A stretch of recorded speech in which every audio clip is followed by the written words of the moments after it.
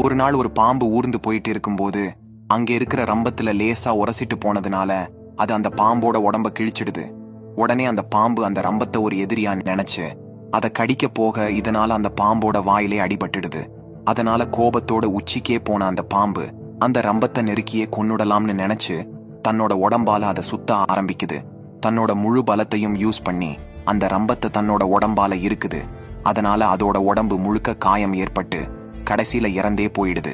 அந்த முதல் காயம் ஏற்பட்டப்பவே அந்த பாம்பு ஒதுங்கி போய் இருந்தா குறைஞ்சது இப்போ அது உயிரோடவாது இருந்திருக்கும். இந்த கதையோட மாரல் என்னன்னா, நமக்கு சின்னதா ஒரு தப்பு செஞ்சவங்க மேல கட்டுப்படுத்த முடியாத அளவுக்கு கோவப்படும் போது பாதிப்பு அவங்கள விட நமக்கு தான் அதிகமா இருக்கும். எப்பவுமே வாழ்க்கையில சில சூழ்நிலைகளையும் அதே நேரத்துல ஒரு சில அவமானங்களையும் மன்னிச்சு கடந்து போறதுதான் நல்லது. அதுக்கு பதிலா அங்க நம்ம கோவத்தை காட்டும்போது அது நம்ம வாழ்க்கையில தீர்க்க முடியாத பல பிரச்சனைகளையும்